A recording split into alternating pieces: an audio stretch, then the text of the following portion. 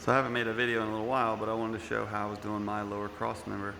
Up here will be my upper links for the front forelink, and my lowers will be down here. And it was a one piece all the way across cross member that was just kind of tacked in there, but I wanted to make it so the center section was removable. So to do that, I just tacked it onto my table just with some scrap pieces here and scrap here and here, and same thing on the other side. So then I measured out what I needed to remove in case I need to pull the transmission or anything. With this piece fully welded in, I won't have to remove any links or mess with anything. I'll be able to just take it apart. And also with it welded to the table, the three pieces won't move.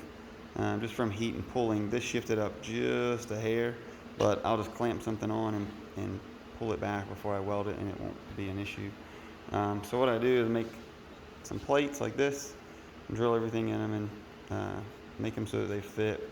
And I like to do this so that this is the bottom part, because this part of the cross member is the bottom. It's tacked onto the table upside down. But with this, it kind of keeps the front and back of it, and it's not these long pieces kind of sticking out. So that brings it up some. So basically this fits into here, which will technically go this way when it's bolted. So we'll start it that way. And then with a magnet, I can show you. So that'll hold it up. And I'll be able to space it in there just right, and it will be able to disconnect, obviously, from the two sides. Now I got both these two sides tacked in, so I'll just finish welding them up and I'll be able to remove this intersection. So I started welding on it, and I went ahead and decided to cut all this off for the clearance that I was planning on. This is nice, like I said, with welding it down, because I can disconnect all the different pieces. I could take this, unbolt it, this will stay, this will stay. I can check for fitment. And you can see over here, I haven't even got this on yet. This all stays where it's supposed to, and then this piece stays where I need it to. So I can set it in, get it lined up, and get it all tacked in. And I'll be able to use this as just as if it was one solid cross member. And in the future, once all this is welded on, this link will stay. Can, like I said before, mess with any of the transmission or anything. Alright, so here we are. We have three separate pieces now. In my situation, I kind of messed up and got the tacks in here too tight. I couldn't get the grinder in there. So plan those out if you do yours a little differently. But it's kind of nice though, because I cut these outside ones off here, and I noticed with this side, all I really got to do is push down on it, and a little tack right there will crack. Work it around, it'll come off.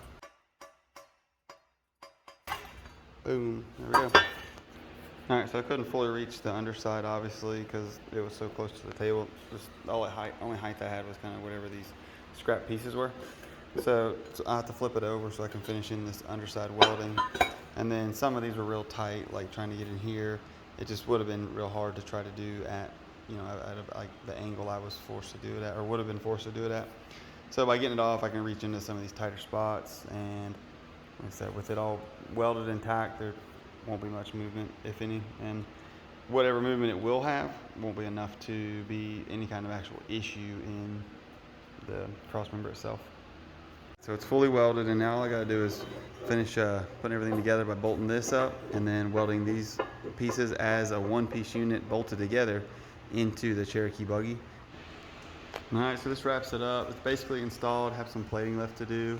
There are other ways to do this if you wanted. You could have left, like if yours was already welded in and you wanted to make it a three-piece like that, or just have a removable section, should I say. You could easily clamp something to it, or weld something and then make your cuts. Just any way to make it so that the two sides don't move, so that you can remove the middle. But with mine, I hadn't welded it on all the way yet, and I wanted to be able to change this angle. So for me to make the changes here, cut this out, it was just better for me to go ahead and do it on the table before it was installed. And again, like I said, with this coming out the bottom, I can't go up that way with the transmission because bars in the trans tunnel. So with having this come out, I can take that out, drop everything down to do any work I need or anything. Also, like I was saying earlier, this piece here, I like to cut the bottom up like this, or at least shift it upward, so that it just keeps anything out of the way clearance wise. anything you can keep from getting caught on rocks is better. So this way here makes it just better for me. So hope any of this stuff helps if anyone else wants to do something similar.